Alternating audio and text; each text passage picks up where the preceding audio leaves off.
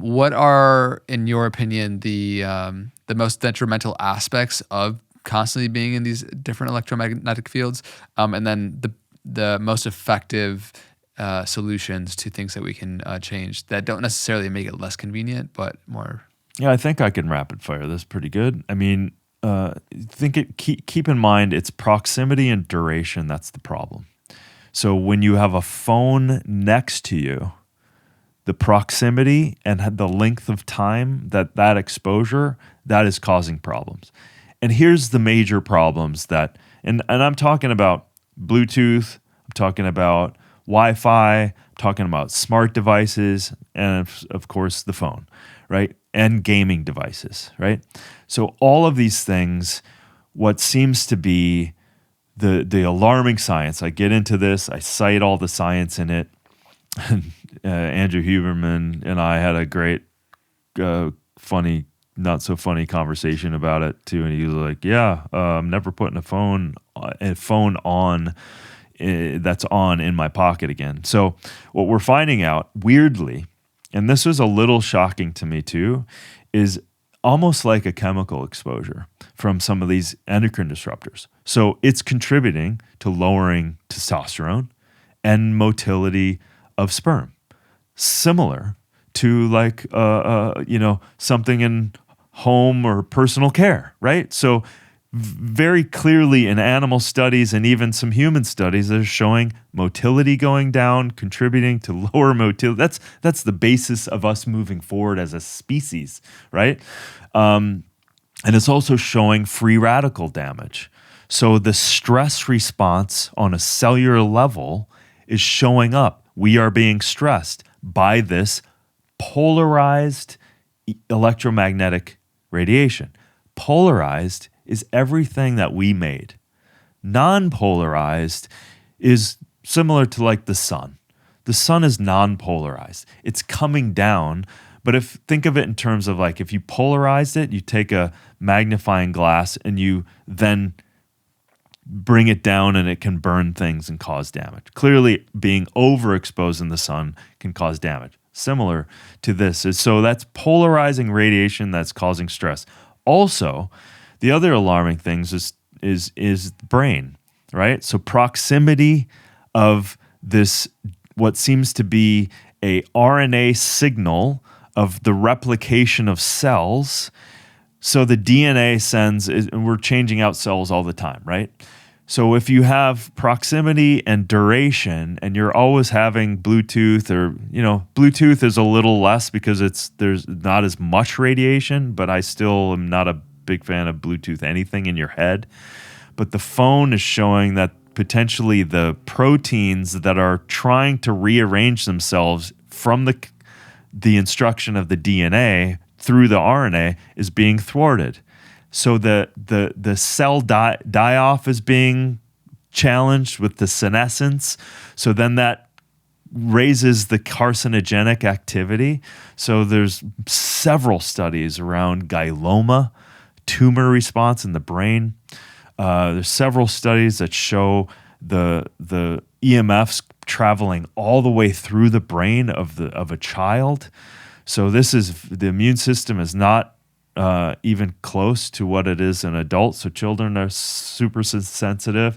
And the other alarming thing around the brain is it's opening up the blood-brain barrier and allowing proteins that aren't supposed to be in your brain going into your brain, causing all sort of inflammatory responses. We don't know the downstream effect because we're not doing the research. We're not doing the real studies. Even though the studies exist pointing to this stuff, who's going to sign up for those studies of taping a freaking phone to your head and seeing if you get a tumor in a couple years, right? So but we're showing it in stress response in humans. It's showing up in animal studies. Like this stuff, we need more studies. And the scary thing is they know that this is detrimental. The telecommunication companies, mark my words, they're using the playbook of the tobacco industry. Yes, it needs more studies, and then they don't do the studies and they kick the can down the road. This is a dangerous world, the Wi-Fi routers. So what can people do? Plug back in. Do not put a cell phone up to your head anymore. Use if you need to take a call, go to a quiet place and take a speakerphone, or literally plug back in.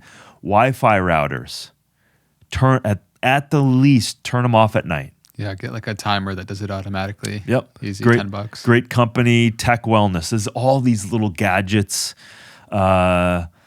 August, the owner, she's amazing. She was electrosensitive. There's about 17% of the world has electrosensitivity. Similar to my dad having chemical sensitivity, now there's literally, the WHO is actually trying to classify this as a legit cause of challenges for people. So it looks like about 17%, and that's just people who have identified it.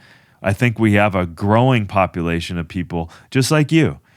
You're taking care of yourself, you're healthy, and you realizing that you get away from this stuff. I sleep better, I don't have the same stress, I'm more calm because you're grounded in nature away from this polarized electromagnetic field. So these are some easy things to do. Turn off the Wi-Fi.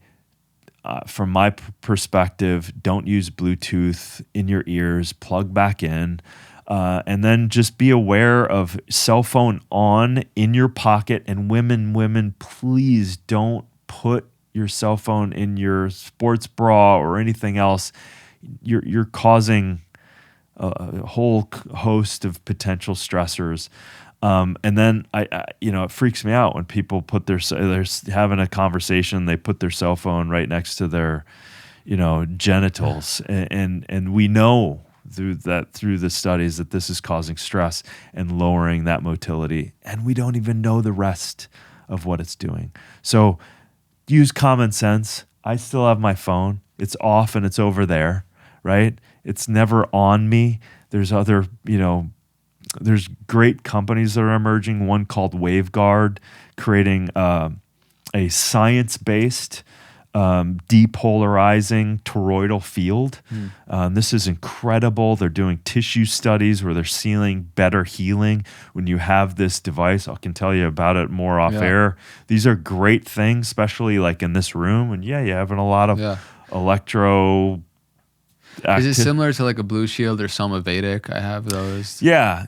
Help kind of mitigate the negative effects. Yeah, that's the idea. And this one is, for me, I was just more impressed with the amount of millions of dollars they put in the science of it. But that's the idea. Yeah. And I've used all of them, right? So we just want to use the best. And they also have a traveling one. I bring it with me on the planes and things like this. And also another thing to do is opt out of the TSA millimeter wave. You can do that, and you have every legal right. Guess what? I've never in my life, in all of the many countries I've been, I've never gone through one of those. I've always opted out. Easy solution also is like, get TSA pre-check. You don't have to go through the big wave one, right? Just like the normal electrical one, which is fine. Exactly. That's huge.